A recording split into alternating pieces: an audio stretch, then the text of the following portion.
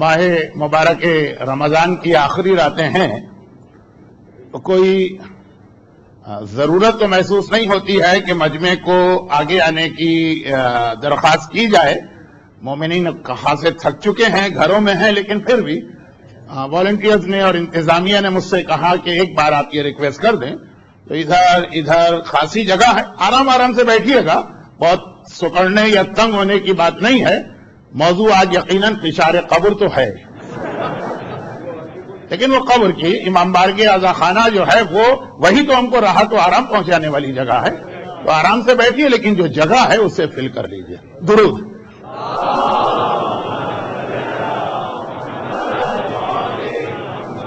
لا حول ولا قوة الا بالله العلي العظيم. حسبنا الله ونعم الوكيل، نعم المولى ونعم النصير. اعوذ بالله من الشيطان اللعين الرجيم. بسم الله الرحمن الرحيم.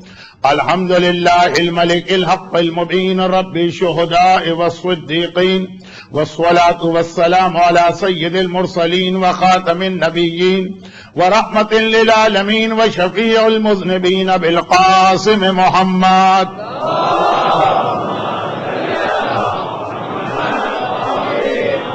وآله الطيبين الطاهرين المعصومين المظلومين المنتجبين الميامين المكرمين، سيما على بقية الله في الأراضين وحجته على العالمين الإمام المنتظر والحجة الثاني عشر.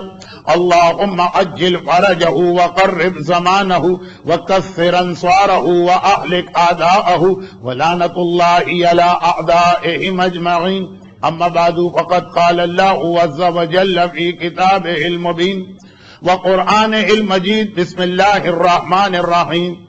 يا أيها الذين آمنوا كتب عليكم الصيام كما كتب على الذين من قبلكم لعلكم تتقون.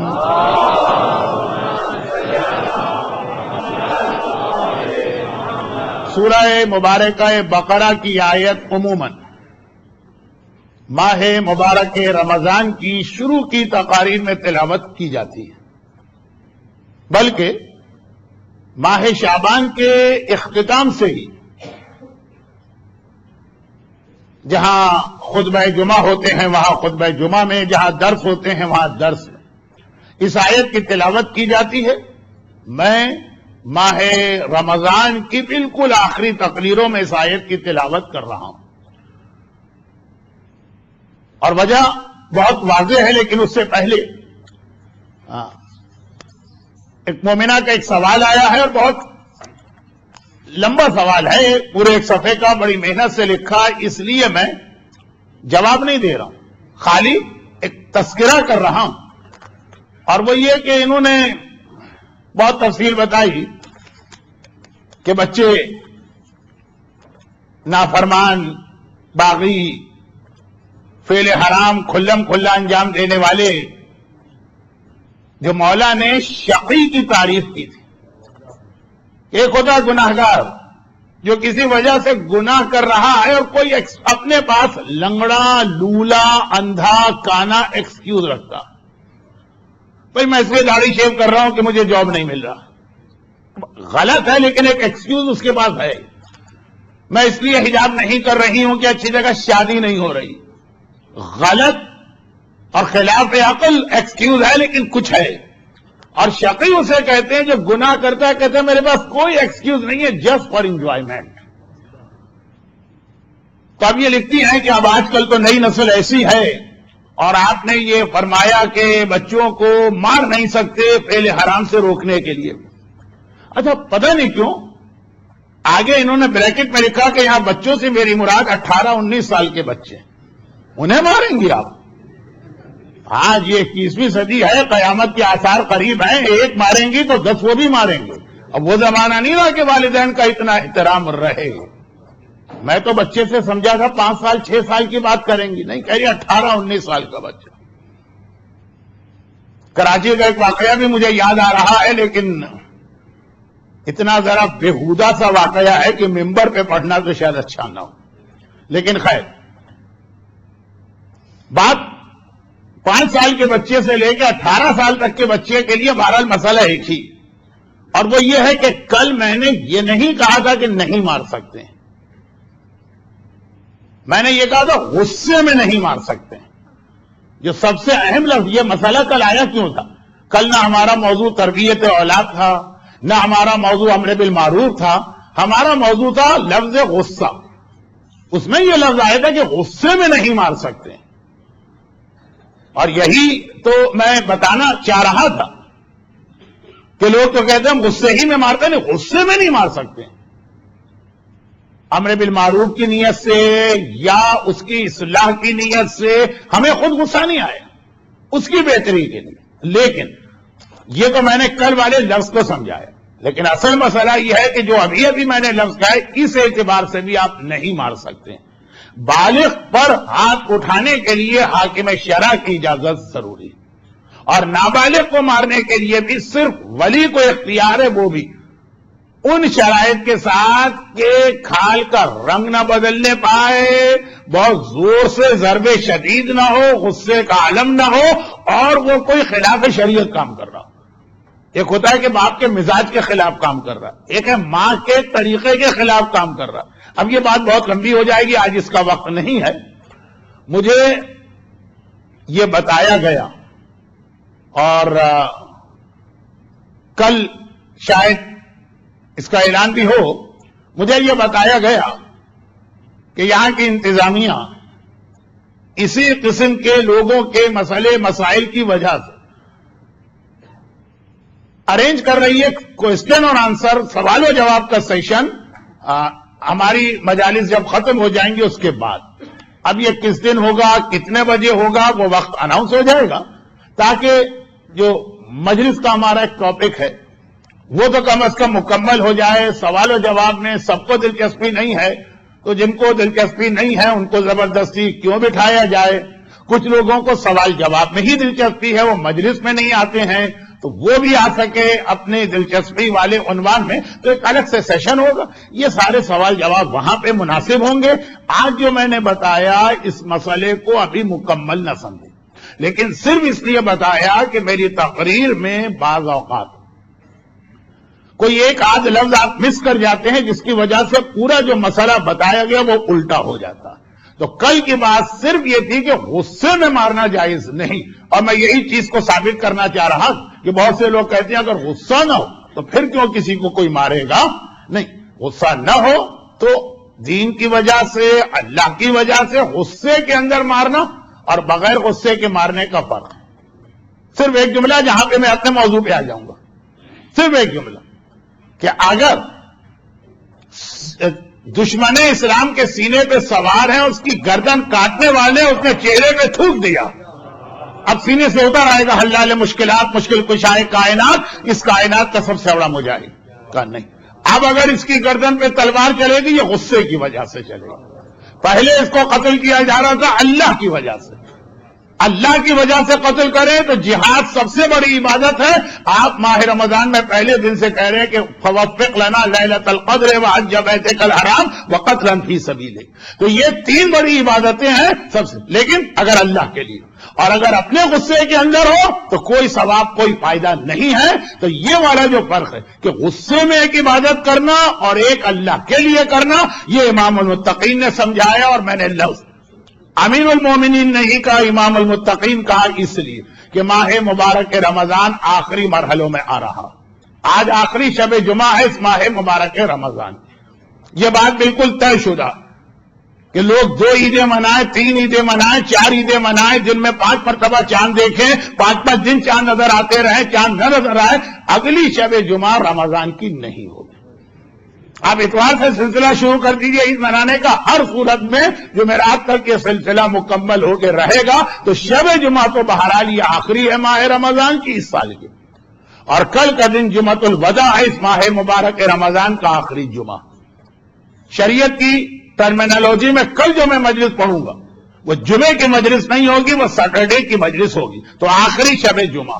اور ہمیں ایک مرتبہ پھر غور کرنا، ابھی جو دعائیں آپ سن رہے تھے، فَمِنَ الْآنِ فَارْغَبْ، خداوندہ اگر اب تک راضی نہیں ہوا فرضا انی اب راضی ہو جائے اسی لمحے یہ آخری شب جمعہ. ہر روزے کے افطار کے وقت اللہ 70,000 گناہگاروں کو معاف کرتا، لیکن شب جمعہ کے ہر گھنٹے کے بعد 70 لاکھ گناہگار معاف کیے جاتے ہیں. یہ آخری رات ہے جس کے ہر گھنٹے میں 70 لاکھ گناہگار معاف ہو رہے ہیں. لاکھ اور ہزار کا کبھی روایتوں میں اس لیے فرق آ جاتا ہے کہ پرانی عربی میں 1000 سے بڑا کوئی عدد ہی نہ تھا تو انداز بیان میں فرق ہو جاتا ہے. لیکن یہ آخری رات ہے اس رمضان کی جس کے ہر گھنٹے فَمِنَ الْآنِ فَرْضَ عَنِّي وَمِنَ الْآنِ فَرْضَ عَنِّي کہ بس اے خدا اس لمحے مجھ سے راضی ہو جا. اب کل سے لے کے آخر رمضان تک جو راتیں ملیں گی افطار کے وقت تو 70,000 یا 70 لاکھ معاف کیے جائیں گے. ہر گھنٹے کے بعد والا ثواب صرف آج کی رات کا ہے. تو آج کی رات رک کے ہمیں دیکھنا یہ 25 دن یا 24 دن جو ہم نے محنتیں کی، یہ محنتیں کس مقصد کے لیے کی اور وہ مقصد ہمیں ملا ہے کہ نہیں ملا. اسی لیے میں نے قرآن کی اس آیت کی تلاوت کی جو پہلی رمضان کو اس لیے تلاوت کی جاتی ہے کہ آپ کو تیار کیا جائے کہ اس 25 یا 30 دن کے واقعے کا مقصد کیا. اور میں نے آخری رات اس لیے تلاوت کی آخری شب جو کہ ہم دیکھ لیں کہ 25 دن میں ہم نے یہ مقصد حاصل کیا کہ نہیں کیا. قرآن نے ایک لفظ استعمال کیا، میں صرف اس کو ایک لمحے میں بتا کے آج کے عنوان پہ آتا ہوں، لعلکم تتقون. پورا مہینہ یہ روزے اس لیے فرض کیے گئے کہ تمہیں متقی بنایا جائے. علی کا لقب ہے امام المتقین، علی امیر، علی حاکم ہر مومن کے ہیں، لیکن امامت میں علی کی صرف وہ ہے جن کے پاس تقوی کی دولت موجود ہے. تو آج یہ دیکھنا کہ 24 یا 25 دن کی محنتوں کے بعد کتنا تقوی ہمارے پاس آیا. جب زیادہ آدمی کمائی کرتا ہے کسی چیز کی تو پھر گھر میں جو عام جگہ کوئی چیز رکھنے کی ہوتی ہے وہاں نہیں بلکہ بھر جاتا ہے گھر. یہاں بوریاں پڑی ہیں، وہاں سوٹ کیس پڑے ہیں، وہاں کنٹینر پڑے ہیں، اس لیے کہ پورا مہینہ جو آپ نے کمایا تقوی وہ ہے. تو اتنا تقوی آپ کے پاس ہونا چاہیے کہ ابلا پڑ رہا ہے، اوور فلو ہو رہا ہے، ہر طرف تقوی تقوی تقوی نظر آ رہا ہے. لیکن میرا موضوع آج یہ تقوی نہیں، تقوی ضرور بہت اہم موضوع ہے رمضان کا، پورے رمضان کا مقصد تقوی. آج میرا موضوع یہ کہ اگر کوئی یہ کہہ دے کہ مولانا یہ جو اتنا تقوی کمانے کی آپ بات کریں تو ہم تقوی کیوں کمائیں؟ تقوی ہمیں کیا فائدہ دلواتا؟ تقوی سے ہمیں کیا مل جائے گا؟ تقوی سے کیا ہمیں 2011 کی نئی مرسیڈیز مل جائے گی؟ تقوی سے کیا ہمارا بہت ہی شاندار ولا یا بہت ہی شاندار 2 3 4 5 کنال کی پاکستان میں کوٹھی بن جائے گی؟ تقوی سے ہمیں کیا ملتا؟ کیوں ہم اتنا تقوی کمائیں؟ تقوی کا فائدہ کیا ہے؟ درہم کی بات کریں، دینار کی بات کریں، روکڑے کی بات کریں، سونے کی بات کریں، پاؤنڈ اور ڈالر کی بات کریں، تقوی کیوں؟ نہج البلاغہ کا آخر پارٹ 3 پارٹ 2 لیٹر نمبر 47 مولا کا وہ وصیت نامہ تھا جس کا 2 دفعہ ریفرنس آ چکا. یہ پارٹ 3 جس کے بارے میں 3 دن پہلے میں نے ریکویسٹ کی تھی کہ نہج البلاغہ کو ہمیشہ الٹا پڑھیے، پہلے پارٹ 3 پھر پارٹ 2 پھر پارٹ 1. اور غالباً اس فرمان کا نمبر ہے 130 یا 131. 130 کے اندر یہ فرمان مولا صفین کے میدان سے واپس آ رہے ہیں، کوفے کی جانب آ رہے ہیں. کوفہ علی کا کیپٹل. جب صفین گئے تھے تب بھی کوفے سے گئے تھے. اور میں نے 4 دن پہلے یا 5 دن پہلے کی مجلس میں اس وقت کا ایک واقعہ پڑھا. کوفے سے نکلتے ہی رک گئے تھے. نماز پڑھنے والوں کے 2 حصے کر دیے. یہ نماز پوری پڑھیں گے، وہ نماز قصر پڑھیں گے. اور نماز کے بعد بھی لشکر کہہ رہا ہے کہ یا امیر المومنین چلے، اور مولا کہہ رہے تھے کہ نہیں میں کسی کا انتظار کر رہا ہوں. وہ 4 دن پہلے کی بات تھی جب صفین کے لیے جا رہے تھے. اور آج کی تقریر میں ہے جب مولا صفین سے واپس آ رہے ہیں. یہ جانا اور آنا اس کو 13 مہینے لگے. صفین کی لڑائی 1 سال سے زیادہ چلی. 1 سال سے زیادہ رقہ کے اس میدان میں مولا کا لشکر ٹھہرا رہا جہاں 40 کے موقع پہ بہت سے زائرین زیارت کے لیے جاتے ہیں. اب جب واپس آ رہے شہر کوفہ میں داخل ہونے والے، اور جیسے ہی شہر کوفہ میں داخل ہونے والے ہیں ہر شہر کی طرح کوفے میں ایک قبرستان ہے شہر کا، اور عموماً قبرستان شہر سے تھوڑا باہر بنائے جاتے ہیں. مولا کی نگاہ قبرستان پہ پڑ گئی. نہج البلاغہ پارٹ 3 فرمان نمبر 131. اور ایک مرتبہ مولا نے جیسے ہی قبروں کو دیکھا تو اس وقت مولا نے ایک بہت ہی مختصر 4 یا 5 لائن کا جملہ ارشاد فرمایا. وہ اس سوال کا جواب یہ ہے کہ رمضان میں اتنا تقوی کما کے ہم کریں کیا؟ یہ تقوی ہمارے کہاں کام آئے گا؟ اس تقوی سے ہم کون سی سپر مارکیٹ میں جا کے خریداری کر سکتے ہیں؟ اس تقوی سے ہم کون سی جائیداد بنا سکتے ہیں؟ کوئی بینیفٹ تو پتا چلے نا تقوی کا، پھر آدمی تقوی کمائے. بس نہج البلاغہ خطبہ نے فرمان نمبر 131 پارٹ 3. ایک بار میرے مولا نے قبرستان پہ نگاہ ڈالی. ویسے ہی آج کی رات شب جمعہ ہے جو موت کو یاد کرنے کی رات. ہر سال میں اگر 52 شب جمعہ آتی ہے تو 52 شب جمعہ موت کو یاد کرنا. اور یہ تو مولا کی سیرت کا واقعہ چل رہا، تاریخیں بھی وہی، موضوع بھی میرا وہی. رمضان کا مقصد ہے تقوی، اور تقوی کے حوالے سے ذہن میں جو پہلا سوال آتا ہے اس کا جواب، یا اہل الدیار الموحشہ و یا اہل المحال المختفرہ و یا اہل القبور المسلمہ. اے وحشت زدہ گھروں کے رہنے والوں، اے اکیلی زندگی گزارنے والوں، اے ایسی قبروں میں سونے والوں جہاں سخت اندھیرا، یا اہل التربت و یا اہل الغربت و یا اہل الوحشت و یا اہل الوحدت. اے مٹی پہ زندگی گزارنے والوں. ایک منزل آتی ہے تکبر میں کہ آدمی قالین پہ بھی بیٹھنے کو تیار نہیں ہوتا. بہت اچھا قالین ہوگا لیکن پینٹ کی کریز تو کم از کم خراب کر دیتا. یا اہل التربہ، اور اب مٹی میں زندگی گزارنے والوں، و یا اہل الغربہ. بہت سے لوگ ایسے ہوتے ہیں شہر سے باہر نکلنے کا، غربت یعنی غریب الوطن، مسافر. اس سے بڑا سفر کیا ہوگا کہ برابر میں تمہارا گھر موجود ہے مگر اتنے قریب گھر ہو کہ تم سے بڑا مسافر کوئی نہیں. و یا اہل الوحشت و یا اہل الوحدہ. بہت سے لوگ ایسے ہیں جن کا مزاج ایسا کہ دوستوں کے بغیر ان کو چین نہیں آتا، جب تک کہ ہر رات کچھ گپ شپ نہ کریں. حتیٰ رمضان کی اتنی مقدس راتیں، حتیٰ شب قدر کی اتنی اہم راتیں، لیکن بس ایک مزاج بن جاتا ہے گپ شپ، ہوٹل بازی، ریسٹورانٹ، جوس سینٹر، یہ ساری چیزیں چلتی رہتی ہیں. اب بتاؤ اہل الوحدہ اکیلے رہ گئے ہو، تنہا رہ گئے ہو، ہے کوئی دوست، ہے کوئی ساتھی، ہے کوئی بات کرنے والا. و یا اہل الوحشہ. ارے ایسی جگہ پہ رہنے والوں، ایک بار آدمی قبر میں جا کے گھر والوں سے کہے کہ اس کے اوپر تختے یا مٹی یا پتھر ڈال کے 2 منٹ کے لیے مجھے بند کر دے، پتہ چلیں گے قبر کسے کہتے ہیں. یا اہل الوحشہ. میرا مولا کہتا ہے لیکن جملوں کا مقصد یہ نہیں ہے کہ نعوذ باللہ ہم مرنے والے کا مذاق اڑا رہے. انتم لنا فرط سابق نحن لکم تبع لا. ہم تم دونوں ایک ہی سڑک پہ چلنے والے، ایک ہی منزل کے مسافر ہیں. تم ہم سے ذرا جلدی پہنچ گئے، ہم تمہارے پیچھے پیچھے وہی آ رہے ہیں.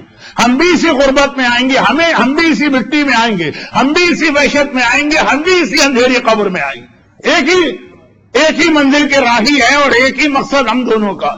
ایسا ہوتا ہے نا جیسے کراچی میں اکثر بارات چلی ہے، معلوم ہو 15 گاڑیاں ہیں، 2 گاڑیاں پہنچ گئی، 2 گاڑیاں نہیں پہنچ. خاص طور پر اگر دولہا کی گاڑی نہ پہنچی ہو تو بڑا پرابلم ہو جاتا ہے. بھائی کہاں غائب ہو گیا؟ ایسا تو نہیں کہ ٹائم سے پہلے دلہن دیکھ لیا تو غائب، تو کہا کہ نہیں، فون کیا اس نے کہا نہیں ہم آ رہے ہیں، ذرا سا ہم لیٹ ہو گئے، راستے میں تھوڑا سا پھنس گئے، ہم آ رہے ہیں تمہارے پیچھے ہی. مولا نے کہا کہ قبر کے مردوں کا مذاق نہیں اڑا رہے، یہ بتا رہے کہ تم گئے وہاں ہم بھی آ رہے ہیں. لیکن کسی بالکل نئی جگہ پہ ہم کو جانا تھا، کوئی ٹمبکٹو ٹائپ کی جگہ ہے کہ آج تک ہم کبھی نہیں گئے، وہاں ہم کو جانا تھا. اب ہم گھبرا رہے کہ پتہ نہیں کیسی جگہ ہے، وہاں سردی ہوگی، وہاں گرمی ہوگی. بھئی آپ حضرات 41 اور 42 اور 43 میں روزے رکھ رہے ہوں، اور جو میں یہاں پہنچا تھا جس شہر سے آیا تھا وہاں 4 ڈگری اور 3 ڈگری ٹیمپریچر تھا. تو 4 ڈگری ٹیمپریچر سے 49 ڈگری ٹیمپریچر میں پہنچا پہلے ہی دن. تو اب پہلے سے آدمی معلومات کر کے آتا ہے نا کہ جہاں میں جا رہا ہوں وہ سردی ہے کہ گرمی ہے، کہ یہاں کا کیسا موسم ہے، یہاں کے حالات کیسے ہیں، یہاں پہ کیا چیزیں کھانے کو ملتی ہیں، میں مریض آدمی ہوں، میری دوا یہاں ملے گی کہ نہیں. اور اس کا بہترین طریقہ کیا کہ اگر آپ کا کوئی ساتھی آپ سے پہلے وہاں پہنچی، آپ نے کھٹ سے فون اٹھائے، بھائی تم وہاں پہنچ کے بتاؤ آج کل یہاں ویدر کیسا چل رہا ہے، بتاؤ آج کل یہاں کے حالات کیسے ہیں، ٹھیک ٹھاک ہے کہ نہیں، بتاؤ کہ آج کل یہاں دوائیوں میں کوئی دوا ایسی تو نہیں ہے جو شارٹ ہو میں اپنے ساتھ لے کے آؤں. یہ طریقہ یہی مولا نے فرمایا. ایک مرتبہ مولا کہتے ہیں تم ہم سے پہلے پہنچ گئے، ہم تمہارے پیچھے آ رہے ہیں. تو اب طریقہ یہ ہوتا کہ جو پہلے چلا گیا آپ بعد میں آ رہے ہیں، آپ اس سے پوچھتے ہیں بھائی جہاں گئے وہاں کے حالات کیا ہے، اور آپ اس کو بتاتے ہیں کہ بھائی تم جو چلے گئے نا تو تمہارے پیچھے کیا ہوا. امام نے کہا سنو یہ خطبے کا حصہ، اما دور فقط سوکے نہ، وہ جو تمہارے بڑے بڑے مکانات تھے، جو بڑے بڑے ولا تھے، جو بڑی بڑی کوٹیاں تھی، جو ڈیفینس اور کنال کی اور 2,000 گز کی کوٹیاں تھی، اب تم اس میں نہیں رہ گئے، تم اسی تنگ و تاریخ قبر میں. فقط قسمت و تقسیم ہو چکا، کوئی حصہ کوئی لے گیا، کوئی حصہ کوئی لے گیا، کوئی حصہ کوئی لے گیا. والازواج فقط نوکحت، تمہاری بیویاں بھی دوسروں سے شادیاں کر کے تمہیں بھولتی جا رہی. وہ اما الاموال فقط قسمت، اما دور فقط سوکنت، وہ اما الازواج فقط نوکحت، وہ اما الاموال فقط قسمت. حرام کر کے حق مار کے، جھوٹ بول کے، فراڈ کر کے، شریعت کا مذاق اڑا کے جو پیسہ جمع کیا تھا وہ نہیں رہا تمہارے پاس، پیسے سے مزہ دوسرے اٹھا رہے ہیں۔ مولا کی بھی شہادت کی تاریخیں ہیں، یہ خطبہ مولا کا، درمیان ہی میں مولا کی ایک حدیث۔ ایک بار کسی نے امام سے پوچھا کہ مولا قیامت کے دن جب سارے انسان وہاں پہنچیں گے تو جیسا قرآن نے بھی کہا وہ یوم الحسرت ہوگا، اکثریت 99% اس دن اپنی غلطیوں کو یاد کر کے رو رہی ہوگی، دنیا کا ذکر کر رہی ہوگی کہ کاش ہم نے دنیا میں تھوڑی سی توجہ دے دی ہوتی، کاش تھوڑی سی نیکیاں لے کے آتے۔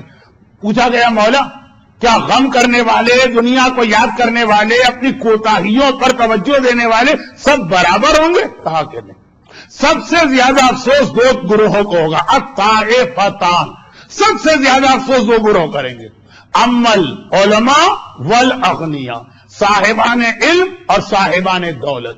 صاحبان علم والا ٹکڑا میں اکثر دینی مدارس، حوزہ علمیہ ان تقریروں میں کرتا ہوں، یہاں وقت نہیں ہے اس لیے میں اس کو چھوڑ رہا ہوں، لیکن شاید دوسرے گروہ کے بیان سے آپ کی سمجھ میں آ بھی جائے گا۔ امام فرماتے ہیں وہ اما الاغنیاء صاحبان دولت، قیامت میں سب سے زیادہ ان کو افسوس ہوگا۔ کیوں؟ امام نے وضاحت کی، کہا اس لیے کہ ان کا نامہ اعمال کھولا۔ نہج البلاغہ کی مشہور حدیثوں میں سے ایک حدیث یہ بھی کہ میں نے کسی پیسے والے کو نہیں دیکھا اگر اس کے پاس دولت ہے تو کسی نہ کسی کا حق اس نے ضرور مارا۔ 99% یہ ہوتا ہے۔ خدیجہ طاہرہ کی اولاد میں ماں کی سیرت پہ چلنے والے تو بہت کم ہوتے ہیں، تو خیر 99% یہ ہے کہ دولت آئی ہے تو کسی کا حق مارا گیا۔ اب میدان قیامت میں پہنچے، نامہ اعمال کھولا، وہاں پہ ایک ایک درہم کے بارے میں اور ایک ایک روپے کے بارے میں سوال ہوگا کہ کیسے آیا، کس طرح جمع کیا گیا، کیسے کمایا گیا۔ بلکہ ایک بہت ہی مشہور حدیث ہے ہمارے چوتھے امام زین العابدین علیہ الصلوۃ والسلام، شیخ عباس قمی نے منازل الآخرہ، شیخ عباس قمی نے منازل الآخرہ میں پوری حدیث نقل کی کہ عام طور پہ شہرت یہ ہے کہ قبر میں جا کے منکر و نکیر، روایت کل آپ سن چکے ہیں کہ اگر متقی مومن ہے تو یہ اس کے لیے مبشر و بشیر بن کے آتے ہیں۔ یہ قبر میں 3-6 سوال کریں گے، یہ تو بچوں کو مدرسے میں اور سنڈے اسکول میں یاد کرایا جاتا، ہر ایک کو پتا، من ربوں کا، وما دینوں کا، ومن نبیوں کا، ومن اماموں کا، وما قبلتوں کا، وما کتابوں۔ اب جو اس سوال کے جواب میں فیل ہو گئے، ختم بات، یہیں سے عذاب شروع، اور جو پاس ہو گئے تو کہا اس کے بعد 3 سوال اور ہوتے ہیں۔ تو اب لام و اعلیٰ ڈائریکٹ امام کہیں کہ انڈائریکٹ کہیں، مطلب یہ کہ مومن سے یہ 3 سوال اور ہوں گے، کیونکہ ان 6 کے 6 کا جواب سوائے 12 امام شیعہ کے اور کوئی نہیں دے سکتا۔ 3 سوال اور ان 3 سوالوں میں 2 سوال مال کے بارے میں، جو ایکسٹرا 3 سوالوں میں ابھی نماز روزہ اتنا نہیں پوچھا جا رہا، یہ بتا دو کہ مال کمایا کیسے تھا، یہ بھی بتا دو کمانے کے بعد خرچ کیسے کیا تھا۔ یہ نہیں چلے گا کہ ہماری حلال کی کمائی، محنت کی کمائی، ہم جس طرح چاہے خرچ کریں۔ ارے یہ آپ نے اپنے بیٹے کی سالگرہ پہ 10,000 درہم خرچ کر دیا، مولانا حلال سے کمایا، کسی کا حق نہیں مارا، تو جھوٹ نہیں بولا، اس کے بعد ہماری مرضی جیسے خرچ کرے۔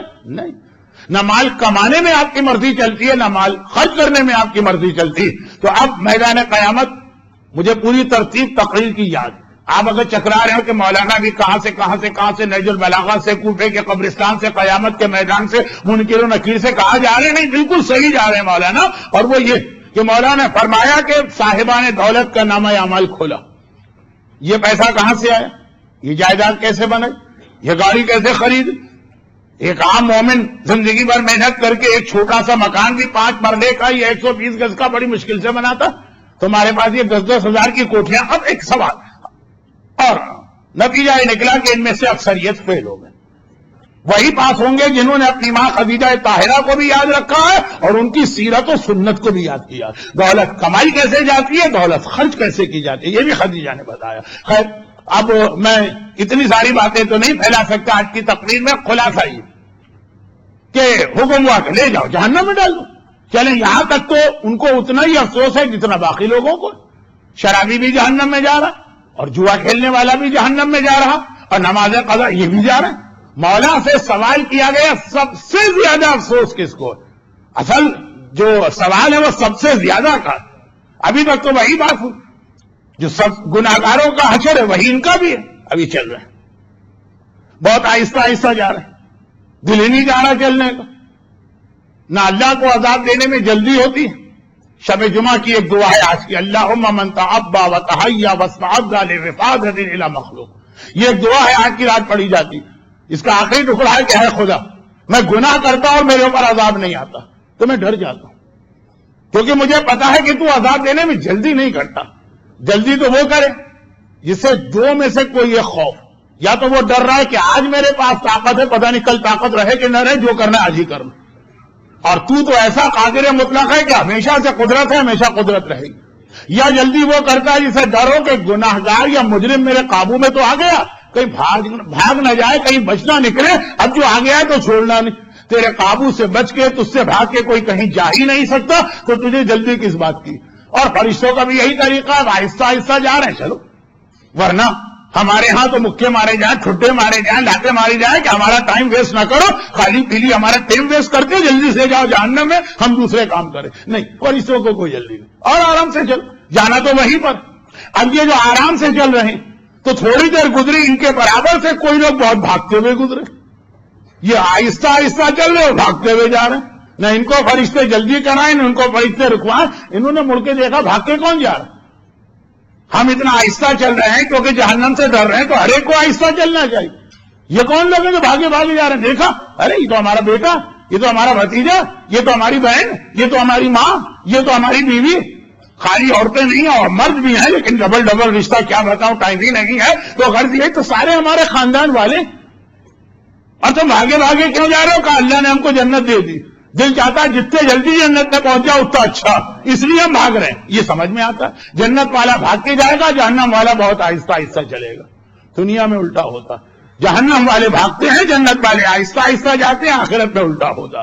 خیر، میں کچھ کہہ جاتا ہوں اور آپ نہیں سمجھے تو اچھا ہوتا ہے۔ خلاصہ یہ ہے کہ بہت تیزی سے، اچھا جو دیکھا پہچان لیا، اس لیے حیرت ہو، کہا کہ اور کوئی جنت والے ہمارے قریب سے بھاگ کے جاتے تو ہم کو ان پہ توجہ دینے کی ضرورت ہی نہیں تھی، تم تو ہمارے نکلے۔ اب ہم کو حیرت ہے، ہمارے نکلے یعنی ہمارے ساتھ رہنے والے، ہمارے گھر میں رہنے والے، ہمارے خاندان کا حصہ، ہم جہنم میں جا رہے، تم کو جنت کس بات پہ مل گئی؟ ان کا ایک جواب، کہا ہمیں جنت اپنی کسی بات پہ نہیں ملی، ہمیں جنت آپ کی وجہ سے ملی۔ گھبرا کے کہا ہماری وجہ سے؟ اگر ہم کسی کو جنت دلوا سکتے تو پہلے اپنے لیے جنت خریدتے۔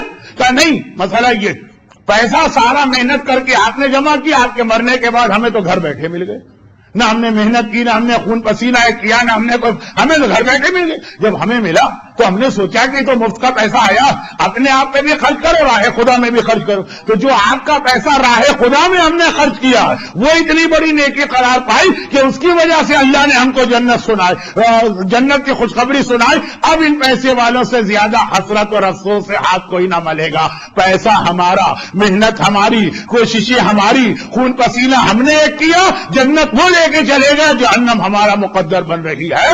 تو مولا فرما رہے اما الاموال فقط قسمت، اے قبر میں سونے والوں تمہیں تو پتا بھی نہیں ہوگا کہ جو دنیا میں چیزیں تم چھوڑ کے گئے ان کا کیا ہوا۔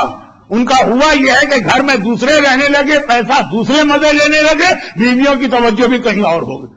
اور اس کے بعد مولا نے وہ جملہ کہا جس کے لیے میں نے نہج البلاغہ کا فرمان نمبر 131 آپ کے سامنے کوٹ کیا۔ مولا نے کہا ھذا خبر ما عندنا، اے ہم سے پہلے وہاں جانے والے، یہ تو وہ خبر تھی جو ہمارے پاس تھی اس دنیا کی، اب تم بتاؤ جہاں تم گئے ہو وہاں تمہارے پاس کیا خبر۔ پھر مولا روکا، موڑا پورا علی کا لشکر جرا اور کہا کہ اگر ان کی آواز تم سننے کے قابل ہوتے تو یہ سب میرا یہ سوال سن کے ایک ہی جملہ کہہ رہے ہیں، ہمارے پاس یہ خبر ہے کہ قبر کے لیے خیر الزاد التقوی، اس قبر میں آؤ تو تقوی لے کر آنا، یہاں تقوی سے بہتر اور کوئی دولت نہیں، تقوی سے زیادہ کام آنے والی کوئی چیز نہیں۔ تو اب سلسلہ کیا چلا، مولانا اتنا تقوی لے کے کریں گے کیا؟ پورا ماہ رمضان تقوی کما رہے ہیں، ہر سال رمضان میں تقوی مل رہا، جو میرا موضوع چل رہا تو اب اتنا تقویٰ یہ کام کہاں آئے گا؟ کون سی سپر مارکیٹ میں چلتا ہے؟ کون سے ریئل اسٹیٹ میں یہ تقویٰ چلتا ہے؟ کون سا یہ کریڈٹ کارڈ استعمال ہوتا ہے؟ مولا نے نہج البلاغہ میں ارشاد فرمایا تقویٰ یہ وہ کریڈٹ کارڈ ہے جو قبر میں چلا کرتا ہے، تقویٰ یہ وہ دولت ہے جو قبر کی سپر مارکیٹ میں کام آتی ہے، وہاں بھی آپ کو ہر سہولت ملے گی۔ ایئر کنڈیشن چاہیے قبر میں لگ جائے گا، گارنٹی میں دیتا ہوں مولا کے فرمان پر، میں ورنہ تو میں خود اپنی قبر کے لیے آپ سے زیادہ پریشان ہوں۔ کیا چاہیے تمہیں قبر میں بھی تمہارے مرسیڈیز آ جائے گی، اتنی سی قبر میں اتنی بڑی مرسیڈیز، جی ہاں آ جائے گی۔ قبر میں تمہارے لیے عورت ہے، ہر قسم کا زیور مل جائے گا، بس دنیا والا حساب ہے کہ پیمنٹ کرو، اور وہاں کا پیمنٹ درہم نہیں ہے، دینار نہیں ہے، ڈالر نہیں ہے، پاؤنڈ نہیں ہے، سونا نہیں ہے۔ مولا نے کہا کہ بہترین دولت جو وہاں پہ کام آتی ہے وہ تقویٰ ہے۔ یہ قرآن کی آیت ہے نا، خیر زاد تقویٰ۔ اور اس میں ایک چیز اور یاد رکھیں، 25 دن آپ نے بڑی محنتیں کی، 25 دن آپ نے روزے رکھے، آپ کے چہرے بھوک اور پیاس کی وجہ سے اتر گئے، آپ میں سے بعض کے وزن اگر افطار پارٹی کی وجہ سے بڑھ گئے تو بہتوں کے وزن کم بھی ہو گئے روزوں کی وجہ سے۔ شب قدر کی 3 راتیں جاگنے کے آثار آپ کے چہرے پہ نظر آ رہے، بڑا تقویٰ آپ نے کمایا۔ مگر تقوی کی ایک خاصیت بتائی گئی، اور وہ خاصیت بھی اسی نہج البلاغہ میں زرار کی زبانی آئی ہے جو آپ اکثر علماء سے سنتے، لیکن بہت ہی مختصر چند جملوں کی تکرار۔ ماہ رمضان، مولا کی شہادت کی تاریخ بے شک گزر گئی، مولا کا بیان ابھی چل رہا، اور رمضان کا بھی بیان چل رہا، اور شب جمعہ کا بھی بیان چل رہا، اور آخر اس ساری چیزیں میں نے ایک ہی موضوع میں جمع کر دی ہیں۔ نہج البلاغہ مولا کے خطبات ہیں نا، مگر ایک خطبہ علی کا نہیں، علی کے صحابی زرار کا۔ دشمن اہل بیت نے پوچھ لیا زرار تمہارا مولا کیسا تھا؟ مولا نہیں بتا رہے، زرار بتا رہے نہج البلاغہ کا حصہ بنایا، اور بہت ہی مشہور روایت، تو نے میرے مولا کے بارے میں سنا، لقد رأيته في الليل وهو قائم في محرابه قابض على لحيته يتململ تململ السليم ويبكي بكاء الحزين ويقول من قلة الزاد وطول السفر وبعد الطريق وخشونة المسجد وعظيم المورد۔ میں نے دیکھا رات کا اندھیرا چھا گیا، ستارے نکل آئے، سارا دن میرے مولا نے خلافت کے کاموں کو نمٹایا، لوگ بستر پہ جا کے سو گئے، میرا مولا محراب عبادت میں آ کے کھڑا ہو گئے، قابض علی لحیتہ، اپنے ریش مبارک کو اپنے ہاتھوں میں تھاما، اور بار بار یتململ تململ السلیم، اس طرح سے تڑپ رہے ہیں جس طرح سانپ کسی کو کاٹ لے تو سانپ کا کاٹا تڑپا کرتا، وہ یبکی بکاء الحزین، اس طرح رو رہے جس طرح وہ ماں روتی ہے جس کا جوان بیٹا مر جائے۔ مولانا قبر کے سانپ اور بچھو تو بہت ڈراتے، مولا اس دنیا میں اس طرح تڑپ تڑپ کے رو رہے جیسے سانپ کا کاٹا تڑپا کرتا، رو رہے جیسے غمزدہ اور حزین روتا، اور رو کے کہہ رہے آہ علی کے پاس سامان بہت کم ہے، قلت الزاد۔ نہج البلاغہ جا کے نہج البلاغہ کے تیسرے حصے میں پڑھیے، قلت الزاد، سامان بہت کم ہے، سفر بہت لمبا۔ دیکھیے جتنا لمبا سفر ہے اتنا زیادہ سامان چاہیے ہوتا ہے۔ بعد الطریق، طول الطریق و بعد السفر، راستہ بہت لمبا ہے، سفر بہت دور کا ہے، بہت دور جانا ہے، بہت دور بہت دور۔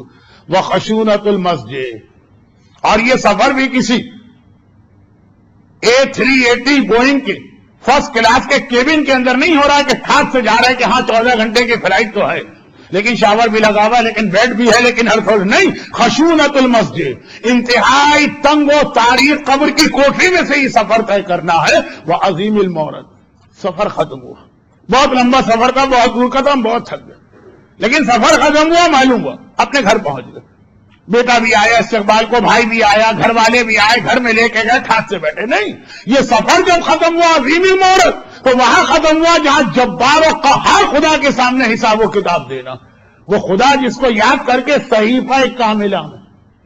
دیکھیں یہی 2 کتابیں تو ایسی جن کا ریفرنس میں بڑے اطمینان کے ساتھ دے سکتا ہوں، ورنہ کسی بھی کتاب کا حوالہ دوں گا۔ کس کی ہے کتاب؟ روایت کس کی ہے؟ راوی کون ہے؟ ضعیف ہے، معتبر ہے، کمزور ہے، جھوٹی ہے، قرآن سے ٹکرا رہی، لیکن نہج البلاغہ اور صحیفہ کاملہ۔ الہی عاملنی بفضلک ولا تعاملنی بعدل، اے خدا چوتھا امام، جب میں تیرے سامنے قیامت میں پہنچوں گا تو عدل سے میرا حساب کتاب نہ کرنا ورنہ سب مارے جائیں گے، اپنے فضل و رحمت سے کرنا۔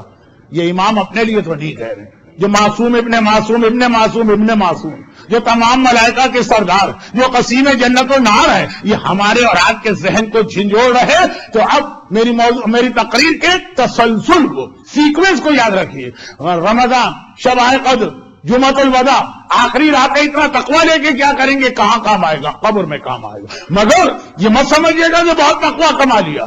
علی جیسا فرما رہا ہے میرے پاس سامان بہت کم ہے اور بہت عظیم بہت لمبا سفر کر کے جب باروں کا حال کے سامنے جانا. کون علی کہہ رہا جس کی نمازوں کی یہ حالت کہ حالت نماز میں پاؤں سے تیر کھینچے تو پتہ نہ چلے، جس کی زکات کی یہ حالت کہ حالت رکوع میں انگوٹھی زکات دے آیا ولایت نازل ہو جائے، جس کے جہاد کی یہ حالت کہ ایک مرتبہ جبرائیل کو کہنا پڑے لا فتح الا علی لا سیف الا ذوالفقار. ارے جس کے ایک عمل کی یہ حالت کہ ضربت علی یوم الخندق افضل من عبادت الثقلین، ایک دن کا عمل، ایک گھنٹے کا عمل نہیں، ایک سیکنڈ کا عمل ثقلین کی عبادت سے بڑھ جائے تو ساری زندگی کے اعمال علی کے کیا ہوں گے؟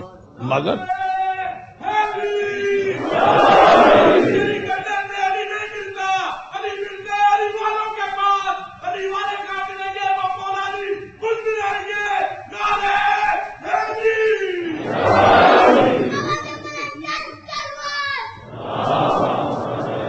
وہ علی یہ کہہ رہے تقویٰ اعمال علی کے سامنے ان کی کیا حیثیت ہے؟ وہ علی یہ کہہ رہے کس کے لیے؟ اپنے لیے. ہمیں اور آپ کو یاد دلا ایک رمضان کی عبادت، ایک سال کی عبادت، ایک حج کی عبادت، تکبر نہ آنے پائے، غرور نہ آنے پائے. اب یہ آج کا موضوع نہیں، صرف اتنا بتا دو کہ دو ٹی ایک جگہ پہ جمع نہیں ہو سکتے، یا دو ٹی ایک جگہ پہ جمع نہیں ہو سکتے. جہاں تقویٰ ہے وہاں تکبر نہیں ہے، جہاں تکبر ہے وہاں تقویٰ نہیں ہے.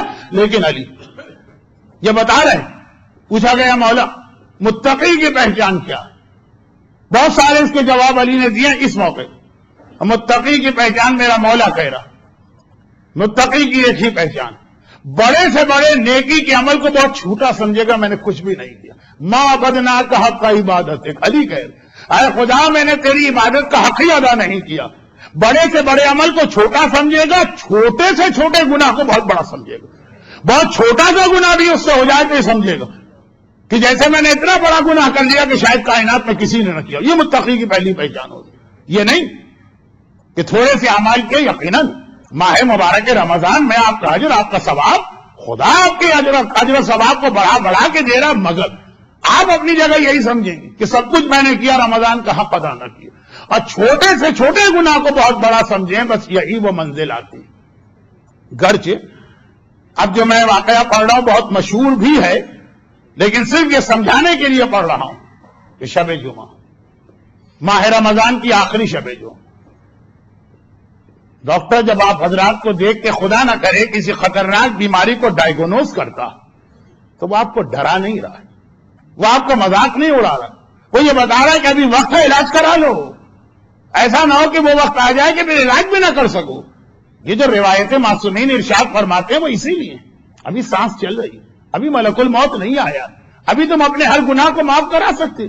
اور ماہ مبارک رمضان میں ابھی پھر بھی 4 یا 5 دن باقی ہیں. فمن الآن فرض انی، ابھی بھی اللہ کو راضی کر سکتے ہو. تو ان روایتوں کا مقصد یہ نہیں ہے کہ آپ کو مایوس کیا جائے یا بددل کیا جائے. ڈائیگنوز کرنا ہے کہ ابھی دیکھ لی. چھوٹے سے چھوٹے گناہ کو بھی بہت بڑا سمجھیے. اور یاد رکھیے سعد ابن معاذ کا وہ واقعہ، اس واقعے کے ساتھ ایک تو پرابلم یہ ہے کہ بہت مشہور ہے لیکن بیان کرنا بھی ضروری. اس سے بڑا پرابلم یہ ہے کہ یہ واقعے کا جو مقصد ہے، لیڈیز اس سے جو ہے نا اس کو ایکسپلائٹ کرنے کے لیے استعمال کرتے ہیں. وہ خیر میں آخر میں بتاؤں گا، ابھی میں پہلے بتا دیتا ہوں تو آپ سمجھیں گے. میں بہت عظیم صحابی ہے سعد ابن معاذ. مولا نے نہج البلاغہ کے خطبے میں چند اصحاب رسول کو یاد کیا اور بڑا عجیب جملہ کہا. میرے ساتھ مسئلہ یہ ہے کہ کوئی ایسی بات کہہ دوں جو لوگوں کے لیے ذرا نئی ہو تو فوراً اعتراض جڑ دیتے ہیں کہ روایت کمزور ہو.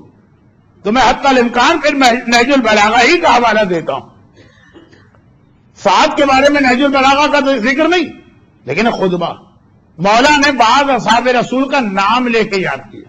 مثلا اینا ابن الطحان، کہاں ہے وہ ذو الشہادتین خزیمہ ابن ثابت انصاری ابن الطحان، کہ اگر یہ لوگ میری مدد کے لیے ہوتے تو آج علی کو اس سخت زمانے سے نہ گزرنا پڑتا. اصحاب رسول کا نام لے کر چند، اور یہ کہہ رہے ہیں کہ یہ میرے ساتھ ہوتے، میرے مددگار ہوتے تو علی کو یہ مصائب اور مظالم، کتنا ہائی اسٹیٹس ہو گیا ان اصحاب رسول. اور خطبہ نہج البلاغہ کا، لیکن جو خاص میں سعد کے بارے میں کہہ رہا ہوں وہ نہج البلاغہ میں نہیں، لیکن وہ مولا کی اور حدیث فرماتے ہیں کہ اگر سعد زندہ ہوتا تو کسی میں مجال نہیں تھی کہ ہمارے اوپر کوئی ظلم کرتا۔ سعد ابن معاذ اتنا عظیم صحابی کہ اللہ کے رسول نے یہ کہا کہ قیامت کے دن اس کا چہرہ اتنا چمک رہا ہوگا کہ انبیاء و مرسلین اس کو دیکھ کر رش کریں گے۔ پورے قبیلہ ربیہ اور مزر میں جتنی بکریاں، ان پر جتنے بال ہیں، اتنے گناہگار سعد کی سفارش سے جنت میں جائیں گے۔ انتہائی مولائی صحابی رسول، علی سے انتہائی محبت کرنے والا صحابی رسول، جنگ خندق کا واحد شہید۔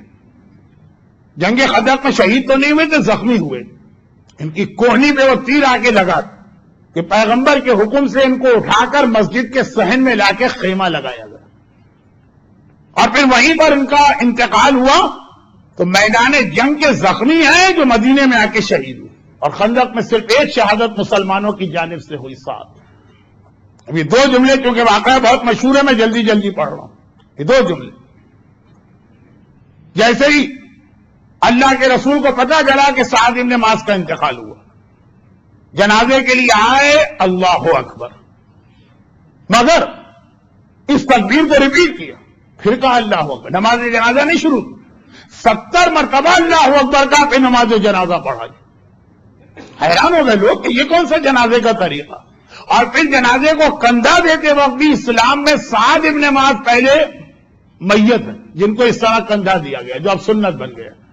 جیسے میں نے عرض کیا تھا، جناب حمزہ کی شہادت پر مولا کائنات نے انا للہ و انا الیہ راجعون کا جو قیامت تک کا طریقہ بن گیا۔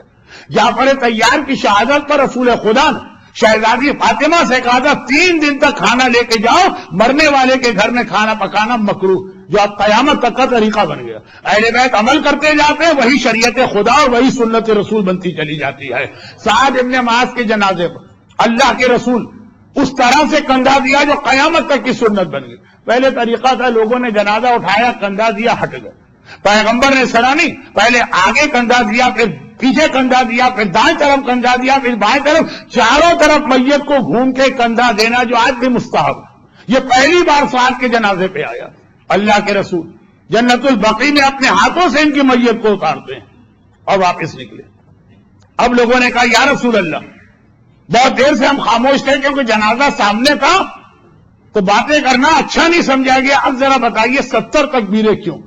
کہا کہ جیسے ہی میں نے سعد کی نماز جنازہ شروع کی، آسمان کے فرشتوں کو اللہ نے حکم دیا کہ اپنی عبادتیں بند کرو اور جاؤ سعد کی نماز جنازہ میں شرکت کرو۔ سعد کی نماز جنازہ آسمان کے مسلوں پہ کھڑے ہو کے رکوع و سجود سے بہتر ہے۔ جبرائیل 1000 فرشتے کے ساتھ آئے، میں نے ان کو دیکھ کے دوبارہ اللہ اکبر کہا۔ ابھی وہ آئے تھے کہ میکائیل 1000 فرشتوں کے ساتھ آئے، میں نے اسے دیکھ کے پھر اللہ اکبر کہا تاکہ یہ سارے فرشتے شریک ہو جائیں۔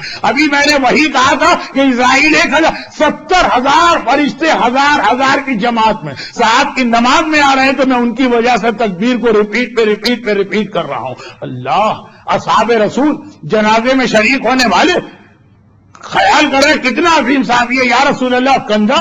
کہا کہ چونکہ میرے ساتھ جبرائیل و میکائیل بھی اس کندھا دے رہے تھے، جب وہ دونوں آگے آتے تھے میں پیچھے آتا تھا، وہ دونوں پیچھے آتے تھے میں آگے چلا جاتا تھا، وہ دونوں دائیں طرف آتے تھے میں بائیں طرف چلا جاتا تھا، وہ بائیں طرف آتے تھے میں دائیں طرف آ جاتا تھا۔ اللہ، اتنا عظیم صحابی کہ جبرائیل و میکائیل رسول خدا کے ساتھ مل کر کندھا دے رہے، باتیں کرتے کرتے بقیع کا گیٹ آ گئے اور یہ لوگ قبرستان سے باہر نکلے۔ جیسے ہی باہر نکلے پیغمبر نے مڑ کے دیکھا، جیسے آپ جا رہے ہیں کوئی پیچھے سے آپ کو پکارے تو آپ بے اختیار دیکھتے ہیں، اور پیغمبر کے چہرے پہ غم کے آثار، آنکھ میں آنسو۔ یا رسول اللہ، یہ کیا ہوا؟ کہا کہ جیسے ہی میں قبرستان سے باہر نکلا، قبر کی دیواروں نے اپنے درمیان سعد کو اس طرح دبایا کہ دونوں کے درمیان دب کے سعد کے بدن کی ہڈی کے اندر داخل ہو گئی۔ تکلیف کی شدت میں انہوں نے مجھے آواز دی، میں نے پلٹ کے دیکھا اور اپنے صحابی کی حالت دیکھ کے آنکھوں میں آنسو آ گئے۔ یا رسول اللہ، کیا جو ہم نے سنا وہ صحیح تھا؟ یہ جو آپ بتا رہے ہیں یہ صحیح؟ پیغمبر نے کہا وہ بھی صحیح ہے کہ سعد کی نماز جنازہ میں 70,000 فرشتے آئے، اور یہ بھی صحیح کہ ابھی میں گھر بھی نہیں گیا اور سعد پر فشار قبر شروع ہو گیا۔ ارے ہم جیسے گناہگاروں کو اللہ چانس دیتا کہ ٹھہر جاؤ، نماز وحشت قبر کا انتظار کرو، شاید تمہارا کوئی جاننے والا تمہیں نماز وحشت بھجوا دے، قبر میں جا کے پہلی رات فشار قبر کا عذاب ہوگا۔ سعد کو تو اسی وقت فشار شروع ہوا۔ تو یا رسول اللہ وہ ساری حدیثیں وہ سب صحیح، اس سب کا ثواب سعد کو ملے گا۔ قیامت میں سعد کی شان دیکھنا، انبیاء و مرسلین سعد کو دیکھ کر رش کر رہے ہوں گے۔ قیامت میں سعد کی شان دیکھنا کہ قبیلہ ربیہ کے براق کے جانوروں کے جسم پر بال، اتنے گناہگار سعد کی سفارش سے جنت پہ جائیں گے۔ تو یا رسول اللہ یہ عذاب کیوں؟ کہ یہ گناہ ایسا جو اللہ کسی کا معاف نہیں کرتا، وہ اپنے گھر والوں اور بیوی کے ساتھ بہت ہی بد اخلاق تھے۔ بعض لوگ ہوتے باہر بڑے خوش اخلاق ہوتے، ہر ایک سے آپ مسکرا کے ملتے، ہر ایک کی غلطیاں معاف کرتے ہیں، کسی نے سوری کہا تو بڑی سے بڑی بات معاف کر، اور گھر کے اندر ان کا انداز بالکل الگ ہوتا۔ کہا یہ حقوق الناس ہے، اس کے اندر معافی نہیں ہے، یہ عذاب تو ساتھ پر بھی آئے گا۔ یہ حدیث ایسی ہے کہ خواتین ایک کان سے سن کے دوسرے کان سے اڑا دیں۔ مجھے پہلے کہہ دینا چاہیے تھا کہ خواتین کے حصے کا مائک بند کر دیا ہے، اس لیے کہ خواتین اس حدیث کو غلط استعمال کرتی۔ آخری زمانے کے لیے تو پیغمبر نے کچھ اور کہا کہ تمہارا قبلہ تمہارے گھر کی عورتیں ہوں گی۔ اس کا مطلب یہ نہیں کہ عورت جو بھی کہے جو بھی کرے، بے حجاب گھومے کہ مس گیدرنگ میں جائے کہ ڈانس میں جائے، اور آپ کہیں کہ جی وہ ساتھ پر عذاب آیا تھا، میں تو کچھ نہیں بولتا ہوں۔ ہر چیز کا ایک موقع اور محل ہوتا ہے، عورتوں کے لیے تو اس سے بھی سخت حدیث ہے۔ ساتھ پہ فشار قبر آ گیا، قیامت میں تو بخشش کریں گے۔ پیغمبر نے کہا کہ اے میری بیٹی فاطمہ، اگر کسی عورت کے بارے میں اتنا سن لوں کہ اس کا شوہر اس سے ناراض ہو گیا ایک رات کے لیے، نہ میں نماز جنازہ پڑھوں گا، ساتھ کی نماز تو پڑھ لی نا، نہ میں اس کے دفن میں شریک ہوں گا، نہ قیامت میں اس کی سفارش کروں گا، نہ پورے صراط پہ اس کی مدد کروں گا۔ ساتھ تو باقی سارے تو دونوں اپنی اپنی جگہ، یہ بات مجھے بتانے کی ضرورت نہیں، لیکن ہوتا یہ ہے کہ ہر فریق اپنے مطلب کی حدیث لے گا، مگر اللہ کے رسول نے اس کے علاوہ بھی کچھ دیکھا۔ آج کی رات تقوی کہاں کام آئے گا؟ یہ اتنا بھر بھر کے جو تقوی کے سوٹ کیس آپ کے گھر میں رکھے ہوئے، جو پہلی رمضان سے آپ تقوی اتنا زیادہ ہے کہ سمیٹا نہ جائے، بہت زیادہ کسی کو نیاز مل جائے گود میں لیا، اس کا کرتا آگے پھیلا دیا، پھر بھی اتنا مل رہا ہے کہ وہاں ہمارا اوور فلو گرا جا رہا ہے وہ نیاز کا پیکٹ۔ یہ اتنا تقوی مل رہا ہے آپ کو، اتنا ہی مل رہا ہے ماہ رمضان میں، کام کہاں آئے گا؟ اللہ کے رسول ابو جہل اور ابو لہب سے پوچھو کون کہے گا صادق ہیں اور امین ہیں۔ نہ آج تک ان کے قول میں خرابی پائی ہے، نہ آج تک ان کے فعل میں خرابی پائی۔ کیا مومن ان کے اوپر شک کر سکتا؟ اب آئیے، اللہ کے رسول اپنی آنکھوں دیکھی وہ بات بتا رہے ہیں۔ اس میں 1400 سال سے ائمہ طاہرین کا اپنے ماننے والوں کو یہ حکم رہا کہ خبردار 4 چیزوں کا انکار نہ کرنا، جو 4 کو نہ مانے وہ ہمارا شیعہ نہیں، اور اس میں جہاں عذاب قبر ہے یہ بھی ہماری شفاعت، خبردار ہماری شفاعت کا انکار نہ کرنا، جو اہل بیت کی شفاعت کو نہ مانے وہ ہمارا شیعہ نہیں، اور معراج جسمانی، ہمارا جد آسمان پر اسی جسم کے ساتھ جاگتے ہوئے اور بیداری میں گیا۔ یہ مت کہنا کہ رسول خدا کو ساری معراج خواب میں ہوئی، تو اب رسول نے جو آ کے دیکھا یہ خواب میں نہیں دیکھا، آنکھوں سے دیکھا۔ یا رسول اللہ آپ اتنے بڑے سفر سے ہو کے آ گئے، ذرا ہمیں تو بتائیے کیا دیکھا۔ میں بھی گھر جاتا ہوں تو بچے پوچھتے ہیں کہ بابا آپ یہاں گئے وہاں گئے، ہمیں بھی بتائیے آپ کیا کیا دیکھ کر آئے۔ بہت ساری اس کے اندر مثالیں ہو سکتی، ضرورت کیا، میں تو پھر بھی کبھی دھوکہ کھا سکتا ہوں۔ اللہ کا رسول جو دیکھ کے آ رہا ہے اور کہہ رہا ہے کہ میں بتاتا ہوں میں نے کیا دیکھا۔ میں معراج کے سفر پہ 7ویں آسمان کی جانب جا رہا تھا کہ راستے میں نے اپنے کچھ امتیوں کو دیکھا جنہیں زمین پہ لٹایا گیا، اور بڑے بڑے پہاڑ اور لے کے ان کے سروں پہ مارے جا رہے ہیں، اور ان کے سر ٹوٹ رہے ہیں، وہ تڑپ رہے ہیں اور چیخ رہے ہیں۔ میں نے پوچھا یہ کون ہے؟ کہا یہ آپ کے وہ امتی ہیں جو فجر کی نماز قضا کر دیں۔ فجر کی نماز خالی رمضان میں واجب نہیں، فار یور کائنڈ انفارمیشن، یعنی بعض لوگوں کے لیے کہ فجر کی نماز پورے 12 مہینے کے لیے واجب ہے، خالی رمضان میں نہیں ہے۔ وہ رمضان میں روزے ہیں، یا ایھا الذین آمنوا کتب علیکم الصیام، باقی 11 مہینے بھی فجر کی نماز اسی طرح سے واجب ہے جیسے رمضان میں واجب۔ اور اللہ کے رسول کہہ رہے کہ میں اور آگے بڑھوں، میں نے دیکھا کہ میرے ماننے والے ہیں زمین پہ لٹائے گئے، مگر کروٹ پہ لٹائے گئے ہیں، ان کے کبھی الٹے کان میں کبھی سیدھے کان میں پگھلا ہوا تانبا ڈالا جا رہا ہے۔ اِنَّا شَجَرَتِ الزَّقُومِ طَعَامُ الْأَثِيمِ کالمہل یغلی فی البطون کغلی الحمیم۔ یہ ابھی آپ نے شب قدر میں سورہ دخان کو سنا، یہ سورہ دخان جو شب قدر میں پڑھا جاتا ہے نا، یہ اس کی آیت ہے۔ کہا کہ انتہائی کڑوا درخت طعام الاسیم گناہگاروں کو کھلایا جائے گا۔ پھر قرآن نے کہا کل موہلے، وہ پگھلے ہوئے تانبے کی طرح یغلی فی البطون، ان کے پیٹ میں پگھلا ہوا تانبا جو ہے ان کے پیٹ میں گھومے گا، کغلی الحمیم، ان کو لگے گا ان کا پیٹ آگ سے بھرا ہوا۔ یہ قرآن کے بھی الفاظ ہیں۔ اور ادھر رسول کہہ رہے ہیں کہ میں نے دیکھا پگھلا ہوا تانبا، یعنی تانبے کو اتنا گرم کہ وہ پانی بن گیا، اور کانوں میں ٹپکایا جا رہا ہے۔ یہ کون لوگ؟ یا رسول اللہ، یہ آپ کے وہ امتی ہیں جو زندگی بھر خینا اور گانا سنتے تھے۔ اللہ کے رسول کہتے ہیں اور آگے بڑھا، جبرائیل نے بھی کبھی رسول کی ابو جہل نے بھی کبھی رسول کی سچائی پہ شک نہیں کیا، ابو لہب نے بھی کبھی رسول کی سچائی پہ شک نہیں کیا۔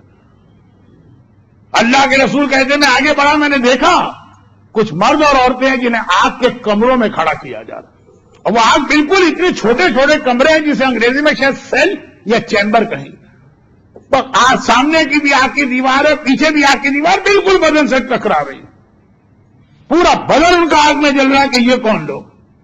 یہ آپ کے وہ امتی ہیں کہ جو حجاب نہیں کرتی تھی، جس بدن کو نامحرم کے سامنے پیش کرتی تھی۔ ہمارے یہاں غلط مسئلہ مشہور ہو گیا ہے، لیکن وہ صحیح بھی، دنیا میں استعمال کریں تو غلط ہے، آخرت میں استعمال کریں تو صحیح ہے۔ کچھ چیزیں ایسی ہوتی ہیں نا کہ صحیح بھی ہیں غلط بھی۔ مولا کے نہج البلاغہ کے خطبہ نہیں، پارٹ 3 کے فرمان کا خلاصہ، 3 چیزیں ہیں، مردوں میں آ جائے تو بدترین ہے، عورتوں میں آ جائے تو بہترین، وہی 3 چیزیں۔ کہا بزدلی، کہا کہ کنجوسی، یہ اور کہا بد اخلاقی۔ مردوں میں آ جائے تو بدترین ہے وہ مرد، عورتوں میں آ جائے تو بہترین ہے وہ عورت۔ مگر خاص اس کا مولا نے وضاحت کی نا، وہیں پہ وضاحت کر دی، وہیں پہ۔ میرے پاس وہ وقت بھی نہیں ہے، بہت مشہور حدیث ہے، آپ نے سنی بھی ہوگی، لیکن بات یہ کہہ رہا تھا وہی چیز دنیا میں جو آپ نے مسئلہ سنا غلط ہے، آخرت میں صحیح۔ کہیں کہیں پہ ہمارے ہاں یہ مشہور ہے کہ اگر کوئی چیز نجس ہو جائے تو آگ سے بھی چیزیں پاک ہو جاتی۔ دیکھیں، نجس چیز پانی سے پاک ہوتی، نجس چیز مٹی زمین سے پاک ہوتی، نجس چیز کچھ سورج سے پاک ہوتی، آگ سے کوئی چیز پاک نہیں ہوتی، سوائے اس کے کہ وہ انگور کے رس کو 2/3 آگ پر جڑائے، لیکن خود آگ پاک نہیں کرتی۔ سالن میں فلاں چیز گر گئی، سالن پک گیا مولانا، ہاں پک گیا تو پکنے دیں، وہ نجس کا نجس۔ روٹی میں کوئی چیز گر گئی آٹے میں، وہ پک گئی نجس، لیکن یہی آگ قیامت میں پاک کرنے والی ہے اس عورت کو جس کا جسم نجس ہو گیا نامحرم کی نگاہوں سے۔ جسم خالی پیشاب اور خون اور ان چیزوں سے نجس نہیں ہوتا ہے، جو نامحرم کے سامنے اپنے آپ کو پیش کر رہی ہے اس کا جسم ان نگاہوں کی وجہ سے نجس، اور یہ نجاست پانی سے پاک نہیں ہونے والی۔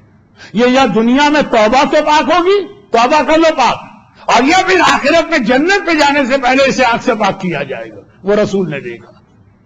لیکن اصحاب رسول بھی بڑے معرفت والے بھی ہیں، ایسا نہیں ہے کہ ہم سمجھے وہ ہر بات سن کے پیغمبر کے احترام میں خاموش رہتے ہیں۔ نہیں، یا رسول اللہ، آپ نے کہا میں نے مردوں اور عورتوں کو دیکھا، تو حجاب تو عورتوں کا مسئلہ، تو مرد کیوں آگ میں جل رہے؟ کہا یہ وہ مرد ہے جن کے گھر کی عورتیں بے حجاب نکلتی تھی، اور یہ خوش تھے، یہ راضی تھے۔ ابھی میری مجلس کے بعد زیارت وارثہ، لعن اللہ امتن قتلت کا ولعن اللہ امتن ظلمت کا ولعن اللہ امتن سمعت بذلک فرضیت دے۔ کہا یہ مرد پر بھی حجاب ہے، چلے ان معنوں میں نہ صحیح، لیکن یہاں جو بتایا گیا جن کے گھر کی عورتیں بے حجاب نکل رہی وہ راضی ہیں تو وہی عذاب آیا، اور جو مجبور کرتے ہیں۔ ہمارے پاس تو ایسے بھی واقعات آتے ہیں کہ بچی جب سے بالغ ہوئی ہے، بلکہ 6 سال سے لے کے شادی تک اس کا ایک بال کسی نامحرم نے نہ دیکھا، اتنی حجاب والی شادی کے بعد شوہر نے کہا بے حجاب بننا پڑے گا ورنہ طلاق۔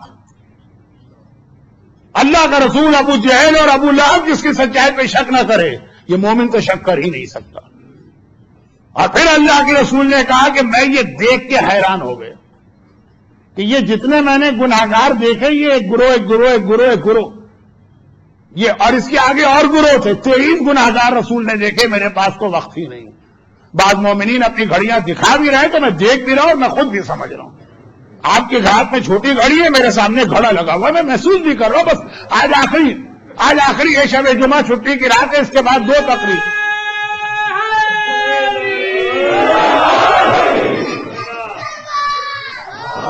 آپ کے جذبے کو میں سراہ رہا ہوں، مجھے معلوم ہے آپ لوگ اس کیٹیگری میں نہیں ہیں، لیکن میں خود بھی اس بات کا خیال رکھتا ہوں۔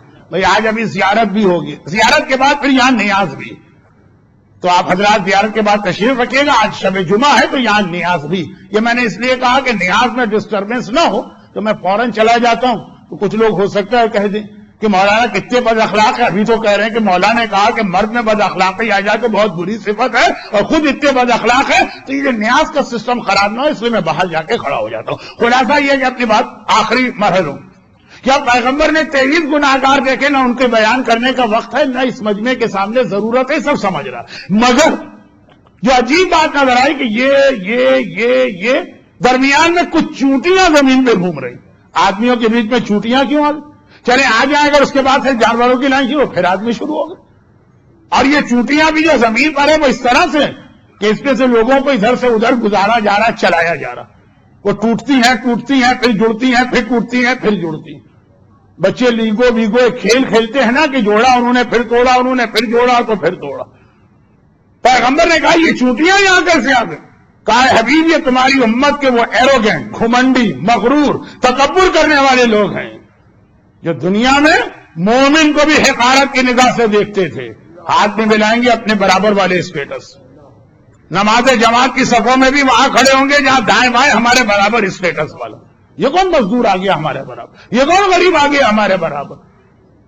ان کو مسجدیں بھی اپنی الگ چاہیے، ان کو امام باڑے بھی اپنے الگ چاہیے، اس لیے کہ دولت، پیسہ، اپنے آپ کو اتنا بڑا سمجھنے والے عذاب کے مرحلے پہ ان کو آدمی بھی بنایا جائے گا، چونٹیاں بنائی جائیں گی کہ کوئی دیکھنا بھی چاہے تو نظر نہیں آئے، کہاں گئے بڑے بڑے لوگ؟ اور یہی جن لوگوں کو یہ حقیر سمجھتے تھے انہی کو ان پر سے گزارا جائے گا۔ ان کا پورا جسم ٹکڑے ہوگا، پھر جوڑے گا، پھر ٹوٹے گا، پھر جوڑے گا، وہ ساری تکلیف ہوگی جو کسی انسان کے بدن کے ٹکڑے کرنے پہ ہوتی ہے۔ یہ اللہ کا رسول اپنی آنکھ سے دیکھ کے آیا، مگر یہیں پہ مرحلہ ختم نہ ہوا۔ اب آئیے میرا ایک جملہ جس کی وضاحت آج نہیں ہو سکتی، اور یہی جملہ لوگوں کو بہت پریشان بھی کر دیتا، موقع ملا تو کل اس کی وضاحت کروں گا۔ وہ یہ کہ اللہ نے گناہگار کے عذاب کے لیے کئی الگ الگ مرحلے رکھے۔ دنیا میں بعض گناہوں کی سزا مل جاتی، وہ تو زیادہ اچھا، سارا حساب یہیں ختم ہو جاتا۔ روح نکلتے وقت تکلیف، یہ بھی ایک مرحلہ، قبر کا عذاب یہ بھی ایک مرحلہ، قیامت یہ بھی ایک مرحلہ، پلے صراط یہ بھی ایک مرحلہ ہے، جہنم یہ بھی ایک مرحلہ۔ ان میں سے مومن کو اللہ قیامت اور جہنم کے عذاب سے بچانا چاہتا کہ اگر مومن پر اول تو عذاب آئے کیوں؟ یہ امام المتقین کا چاہنے والا ہے، یہ مولا کائنات کا ماننے والا ہے، اس کے سامنے علی کی زندگی ہے، اس کے سامنے علی کی عبادتیں ہیں، اس کے سامنے علی کے گھر کی سادگی ہے، گناہ کیوں کرے؟ اور کر لے تو توبہ کیوں نہ کرے؟ توبہ کرے کہ گناہ نہ کرا، پھر بھی اگر بچ گیا کوئی گناہ تو یا قبر میں عذاب آئے گا مومن پر جو کافر پر کم آئے گا ہی نہیں۔ کافر تو قبر میں جائے گا بڑے ٹھاٹ سے رہے گا، جب قیامت میں فرشتے اٹھائیں گے گھبرا کے کہے گا منبع حسنا من مرقدنا، سورہ یاسین، ارے ہم تو بڑے آرام سے اپنے بیڈ روم میں سو رہے تھے، ہم کو کس نے اٹھایا؟ اتنے آرام سے قبر میں ہوگا۔ مومن پہ تکلیف ہے قیامت میں، مومن کے لیے اللہ یہ کہ کوئی بہت ہی زیادہ گناہگار مومن ہے تو الگ بات، مومن کو اللہ قیامت میں عذاب نہیں دینا چاہے، جہنم میں مومن کو نہیں بھیجنا۔ پھر پل صراط آتا ہے جو مومن کے لیے، اور بڑا عجیب پل ہے، بڑا عجیب پل، بال سے زیادہ باریک، تلوار کی دھار سے زیادہ تیز، آنکھ سے زیادہ گرم۔ روایت یہ ہے کہ یہ جو قرآن کی آیت ہے سورہ امام حسین کی، ان ربک لبالمرصاد، یہ سورہ امام حسین کیوں ہے یہ بھی مجھے بتانا ہے، لیکن آج نہیں، اب کل یا پرسوں 2 ہی تقریریں، اور یہ میں ابھی سے کہہ دیتا ہوں کہ 2 تقریریں 45 منٹ کی ہی ہوں گی۔ یہ آج شب جمعہ تھی اور آخری شب جمعہ تھی، اور موضوع آج ہی مکمل کرنا تھا، اور بالکل میں آخر کے مرحلے پہ آ گیا ہوں۔ لیکن یہ جو آیت ہے کہ تمہارا رب تمہارا انتظار کر رہا. ایک آدمی نے کسی کا حق مار لیا، مظلوم بیچارہ قبرستان کے دروازے پہ بیٹھ گیا. یہاں کیوں آئے؟ کہا اس نے حق مارا، تو جاؤ اس کے گھر پہ. کہ وہاں کہا جاؤ، پتہ نہیں کہا، یہاں تو اس کو آنا ہی آنا ہے نا، یہ ہوگا مرحلہ پکڑے جانے کا. پورے صراط پہ اللہ بیٹھا، یہ اللہ مرصاد پر بیٹھا. یہ سورہ امام حسین کی آیت. امام نے کہا اس سے مراد پل صراط، جو خاص ہمارے شیعوں کے لیے. اچھا ایک جملے میں کہی دوں ورنہ آپ کنفیوز رہیں گے. قیامت کا عذاب سب کے سامنے ملتا. اللہ اول تو مومن پہ عذاب لانا ہی نہیں چاہتا. اگر مجبوری میں لانا پڑے تو دوسروں کے سامنے ذلیل نہ ہونے کا. جو آل محمد کے ماننے والے نہیں ہیں ان کو خوشی کا موقع نہ ملے. یزید یہ نہ کہے کہ دیکھو ہم تو حسین کو نہیں مانتے تھے، ہم پر تو اس لیے عذاب آ رہا، تم پہ کیوں آ رہا؟ نہیں. جیسے اپنی اولاد کو جن سے آپ کو بڑی محبت ہے کہ مجبوراً کہنا بھی پڑے تو آپ گھر کی تنہائی میں کہتے ہیں. دوسروں کے سامنے مومن کی ذلت نہیں ہونی چاہیے. قیامت کا میدان ایک مجمع عام ہے، جہنم ایک مجمع عام ہے، قبر میں ہر آدمی الگ الگ. وہاں اگر تکلیف اور عذاب آیا بھی تو آپ نے ہی اپنے آپ کو دیکھا اور کسی کو پتا بھی نہ چلا. اور یہی پل صراط کا مسئلہ ہے کہ پل صراط پہ صرف مومن ہی ہوں گے. گھر کی بات آپس میں ایک دوسرے کو دیکھیں تو چل جائے گی. پل صراط پہ صرف مومن ہوں گے. پل صراط کا جتنا عذاب آپ نے سنا ہے کہ بال سے زیادہ باریک، تلوار کی دھار سے زیادہ تیز، آگ سے زیادہ گرم، یہ صرف مومن کے لیے. کیوں؟ اس لیے کہ حدیث رسول لا یجوز احد الصراط الا من كتب علی الجواز. پل صراط پہ کوئی قدم رکھ ہی نہیں سکتا جب تک کہ اس کے پاس علی کا پاسپورٹ نہ ہو کہ یہ ہمارا شیعہ ہے، ہم لکھتے دے رہے ہیں اس کو پل صراط پہ جانے دو. لا یجوز احد الصراط. جن کے پاس علی کا لکھا ہوا جواز نہیں ہے ان کو وہ پل صراط سے پہلے ہی دھکا دے کے جہنم میں پھینکا جائے گا. یہ قیامت کا میدان ہے، یہ جنت، نیچے جہنم ہے اور اس کے اوپر پل صراط. تو قیامت کے میدان سے ہی دھکیل دیا جائے گا تم پل صراط والے نہیں ہو. ہے تمہارے پاس علی کی تحریر کہ تم علی کے شیعہ ہو، لیکن علی کے شیعہ وہ پل صراط سے جائیں. شعر تو میں ویسے بھی نہیں پڑھتا ہوں، اور آج تو شب جمعہ ہے جس میں شعر مکروہ تو مکروہ ہے، لیکن بہرحال ایک لفظ پڑھی دو. انہی پتھروں پہ چل کے آ سکو تو آؤ، میرے گھر کے رستے میں کوئی کہکشاں نہیں ہے. مصطفیٰ زین جنت کا کائنات کی سب سے بہترین چیز ہے، لیکن وہاں تک جانے کا راستہ بڑا ٹوٹا پھوٹا ہے. پل صراط جنت جانے کا اور کوئی راستہ نہیں.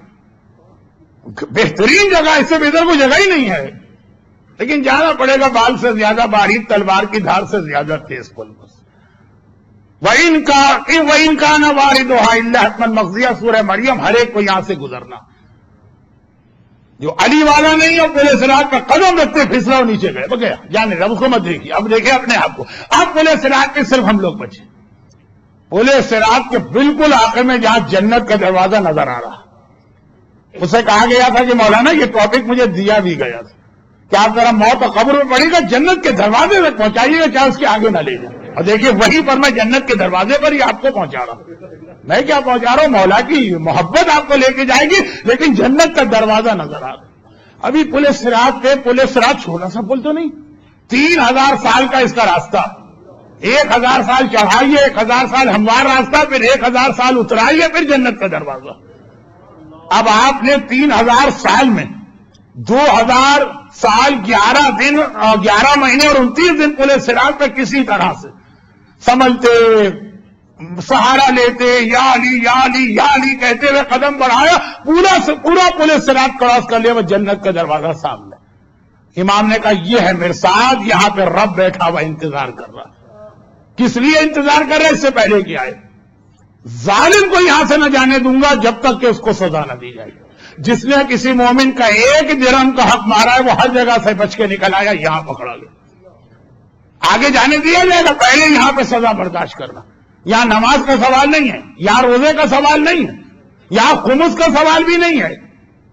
یہاں پہ سوال ہے جس نے کسی مومن کی غیبت کی، کسی مومن کا حق مارا، کسی مومن پہ تہمت لگائی ہے، کسی مومن کا مال دبا لیا، کیسی جگہ جا کے پھنسے کہ سامنے جنت کا دروازہ. کچھ جملے بھی ہیں جو اتنی سنجیدہ گفتگو میں شاید آپ کو اچھے نہ لگے، مگر روایت کے جملے. دیکھ لیا رضوان جنت میں کہ علی والا آ رہا ہو تو دروازہ کھل کے کھڑا، ہم پھٹکتا، وہی روک لیا گیا. جنت کی حوریں انتظار کر رہی ہیں، ایک دوسرے سے کہہ رہی ہیں تمہارا شوہر آ رہا ہے، اللہ نے وہاں پہلے سے فکس کر دیا. یہ روایت میں ہے. شہزادی نے کہا تھا سلمان یہ حوریں اللہ نے تمہارے لیے پیدا کی ہوئی. اب معلوم ہوا وہ شوہر رک گئے، اٹک گئے وہاں پہ. وہ حوریں الگ انتظار کر رہی ہیں، رضوان دروازہ کھول کے الگ کھڑا ہے. جنت کی خوشبو بھی آنے لگی، جنت کا باغ بھی نظر آنے لگا، وہ محل بھی نظر آ رہا جس پر لکھا ہے صادق حسین پیلس مثلا، وہ سامنے نظر آ رہا، بورڈ بھی نظر آ رہا. اب یہاں رک گئے. امام نے فرمایا کہ سب سے مشکل مرحلہ میرے ساتھ کا ہوگا.